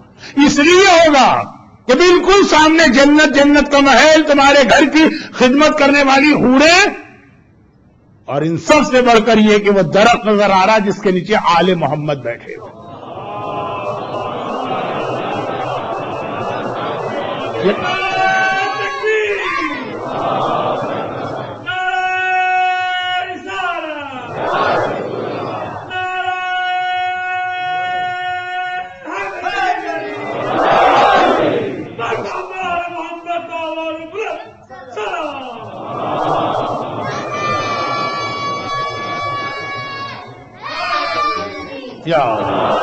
وہ درخت جو مسجد میں تھا، رسول خدا نے اس کے روتے وقت اس پہ ہاتھ رکھا، کہا تھا غم نہ کرو، اللہ تمہیں قیامت کے دن جنت میں میرے محل کے صحن میں اگائے گا اور اتنا بڑا تمہارا سایہ بنائے گا کہ علی اور علی کے سارے شیعہ اس کے نیچے آ کے بیٹھیں گے. وہ سب نظر آ رہا، وہاں روک لیا گیا. وہ کیوں روکا گیا؟ کہا فلاں مومن کے 20 درہم تو نے کھا لیے. خدا بندہ 20 درہم کی اتنی بڑی سزا، 200 درہم میں دینے کو تیار ہوتا اگر مجھے پتا چلتا یہاں پہ اٹک جاؤں. فلاں مومن کی تم نے غیبت کر دی تھی جو حرام غیبت. غیبت کی دو قسمیں، کبھی جائز غیبت بھی ہوتی ہے لیکن بہرحال معلومات اور مسئلے کے بغیر عمل نہ کر. سورہ امام حسین میں انا ربک لبالمرصاد سے پہلے والی 3 آیتیں پڑھیے گا. کہا یہ جگہ خاص ظالموں کے لیے، پل صراط پہ قدم ہی رکھا علی والوں، اور ان میں سے جنہوں نے ایک دوسرے پہ ظلم کیا ہے، حقوق الناس، وہ یہاں پکڑے جائیں. اسے علی کی محبت ہے جو آپ کو نجات دلائے گی، مگر اندازہ اس بات سے کریں کہ دربار ابن زیاد میں مسلم آخری وصیت یہ کرتے ہیں کہ میرے اوپر تھوڑا سا قرضہ، یہ میری ڈھال بیچ کر میرا قرضہ ادا کر دینا. یہ مسلم ابن عقیل تو کچھ بھی نہیں ہے، مسلم کے پاؤں کی خاک کے برابر بھی نہیں. مسلم کے غلام اور ہماری عورتیں مسلم کی کنیز کی بھی کنیز مان لی جائے تو بہت بڑی بات. اہل بیت کا ایسا چاہنے والا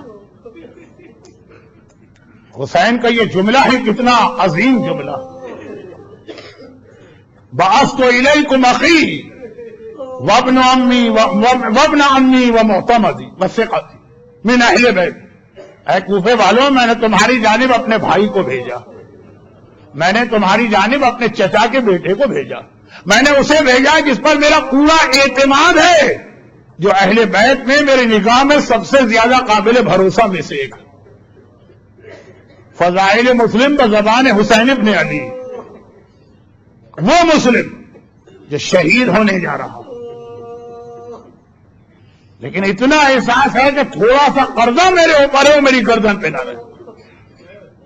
یہ قرضہ مسلم کو جان بوجھ کر عمدن نعوذ باللہ کسی مومن کا حق مارنے کے لیے اس کو نہیں روک رہے ہیں. ابن زیاد نے گرفتار کیا ہے، ہاتھوں میں ہتھکڑی ڈال کے بلایا، مگر اتنا احساس ہے جنت کے دروازے کے قریب. اب صرف ایک جملہ اور کہہ دوں اور مسائل پر تو میں آ ہی گیا ہوں. مگر اے آل محمد کے چاہنے والوں، یہ سب سن کے بھی اتنا پریشان نہ ہونا. اگر محبت اہل بیت اور ولایت علی تمہارے سینے میں ہے تو وہ قبر والی روایت جو کل کی مجلس کے شروع میں 5 منٹ کی پڑھ کے آگے بڑھوں گا، بیڑا پار ہے. مگر یہ خیال رکھنا کہ اس انداز سے سیرت اہل بیت کو ہلکا اور معمولی نہ بنانا. مسلم عید قریب آ رہی ہے، آپ اپنے بچوں اور بچیوں کے لیے تحفے خرید رہے ہیں. 2 روایتیں بس مختصر سی پڑھ کے آج کی مجلس تمام کرتا ہوں. مسلم تو نہ تھے جب بقرعید کا دن آیا. حسین تو ساری امت کے باپ ہیں، یہ تو حسین کا اپنا گھرانہ، سب کو عید پہ تحفے دیے تھے. مگر ایک ایسی بچی تھی جسے حسین نے 2 دفعہ تحفہ دیا، ایک عید کا دن ہے اور پھر یہ قافلہ راہ کوفہ کی جانب جا رہا۔ ایک بار ایک منزل پہ عباس نے کہا مولا بہت دنوں سے مجھے اپنے بھائی اور بچپن کے دوست، دیکھیں مسلم اور عباس کے بہنوئی بھی ہیں مسلم، مولا کی ایک بیٹی اور بچپن ایک دوست بھی ہیں، زیارت میں بھی الفاظ ایک ہیں کہ نہیں؟ مسلم کی زیارت میں بھی آپ کہتے ہیں السلام علیکہ ایھا العبد الصالح المطیع للہ ولرسول، یہی عباس، اور بڑی گہری دوستی بھی ہے۔ مولا بہت دنوں سے مجھے اپنے بھائی اور دوست کی خبر نہیں ملی، ایسا لگ رہا کوفے کے راستے بند ہیں، کوئی کوفے سے آنے والا نظر ہی نہیں آ رہا، ایک ہی سڑک ہے نا، حسین کوفے کی جانب جا رہے، بہت دنوں سے کوئی کوفے سے آنے والا نظر نہ آیا، کہ مولا آج کچھ آنے والے نظر آ رہے ہیں، اگر اجازت دیجئے تو انہیں روک کر ان سے اپنے بھائی کی حالت پوچھ لوں۔ حسین نے کہا عباس اجازت؟ عباس مسافروں کو بلاتے ہیں اور کہتے ہیں اتنا بتا دو کوفے سے آ رہے ہو نا، میرا بھائی میرے بچپنے کا دوست میرا ساتھی مسلم کوفے میں، کیا بتا سکتے ہو کہ اس وقت مسلم کی کیا حالت؟ سر جھکائے ہاتھ جوڑے، کہا مولا کیا کہیں، 3 دن گزر گئے، مسلم کا کٹا سر دارالامارہ پہ لٹک رہا اور بے سر کا لاشا کوفے کی گلیوں میں گھسیٹا جا رہا، اور حسین اٹھ کر خیمے میں آئے، زینب سے کہا زینب ذرا مسلم کی بیٹی رقیہ کو لے کے آنا، مگر اس طرح سے نہ لانا، تیار کر کے لانا، منہ دھو دینا، سر میں تیل ڈال دینا، بالوں میں کنگھی کر دینا، لباس بدل دینا، بچی کو تیار کر کے لایا گیا، بہت چھوٹی بچی، حسین ماموں بھی ہے، ماموں نے اپنی گود میں بچی کو بٹھایا اور بچی کے سر پہ ہاتھ دیا، بہت چھوٹی بچی ہے لیکن مشکل کشا علی کی نواسی ہے، باب مدینۃ العلم کی نواسی ہے، ایک مرتبہ تڑپ کے کہا ماموں ہاتھ سر پہ ہاتھ تو آپ نے پہلے بھی پھیرا ہے، مگر آج تو اس طرح آپ ہاتھ پھیر رہے جیسے یتیموں کے سر پہ پھیرا جاتا، دل چاہتا ہے ہاتھ جوڑ کر کہوں آئے یتیمہ مسلم، عید قریب آ رہی ہے لیکن یہ آپ کے غلام اور کنیزیں اپنی عید سے پہلے آپ کو یاد کر رہے ہیں، آپ کے سر پہ یتیم ہونے کے بعد کوئی ہاتھ پھیرنے والا تو مل گیا نا، مگر ایک کربلا کی یتیمہ تھی، بابا اس کا بھی مارا گیا ہے، یا کوڑے لگ رہے ہیں یا تماچے پڑ رہے ہیں۔ پھر حسین نے سکینہ کو بلایا، سکینہ یہ تو اس وقت حسین سفر میں ہے نا، سفر میں کوئی دکان تو نہیں ہے، کہا سکینہ میں نے اس عید پر تجھے کچھ گوشوارے دیے تھے نا، تو تھوڑی دیر کے لیے گوشوارے بابا کو واپس کر دینا، اور حسین نے گوشوارے لے کے اپنے ہاتھوں سے یتیمہ مسلم کے کان میں پہنائے۔ اللہ اللہ، ایک یتیمہ ایسی ہے کہ کان خالی ہے تو دوسروں کے گوشوارے پہنائے جا رہے، اور ایک یتیمہ تھی جس کے کانوں میں گوشوارے تھے، تو ظالم کہتا ہے میں نے اس طرح سے کھینچ کے اتارے کہ خالی گوشوارہ ہی ہاتھ میں نہ آیا، سکینہ کا کان بھی زخمی ہو گیا اور خون جاری ہوا۔ مگر یہاں پر مجھے ایک روایت اور پڑھنا ہے جو یاد آ گئی، ہم مسلم کا کتنا ہی ماتم کریں، مسلم رتبے اور فضیلت میں سجاد کے بعد آتے ہیں، سجاد امام وقت ہے۔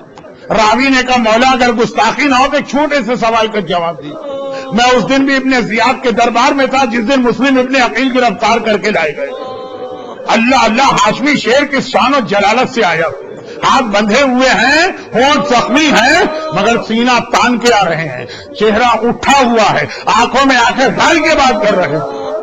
مولا میں اس دن بھی دربار میں تھا جس دن میرے زمانے کا امام آپ تشریف لائے تھے، مولا آپ کی کمر جھکی ہوئی تھی، سینہ سکڑا ہوا تھا، نگاہیں زمین پر تھی۔ مولا میں نے مانا آپ کے چچا مسلم بہت بہادر ہیں، آپ سے زیادہ بہادر تو نہیں تھے، وہ اس طرح سے آئے اور آپ اس طرح سے۔ ارے سجاد نے ایک سوال کر دیا، سوال کرنے والے تو نے انصاف نہ کیا، میرا چچا جب آیا تو اکیلا تھا، تنہا تھا، لیکن جب میں دربار میں آیا محمد کی نواسیاں، علی اور فاطمہ کی بیٹیاں، ارے آئے میری پھوپھیاں زینب ام کلثوم بے مقنع چادر ساتھ ساتھ، اجرکم علی اللہ اجرکم علی اللہ الا ولعنۃ اللہ علی اعدائہم اجمعین۔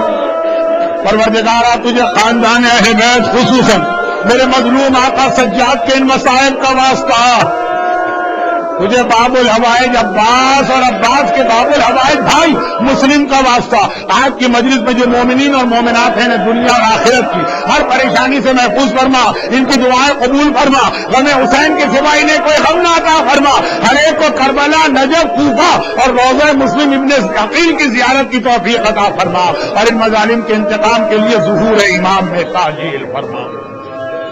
ربنا تقبل منا انک انت السمیع العلیم۔ زیارت وارثہ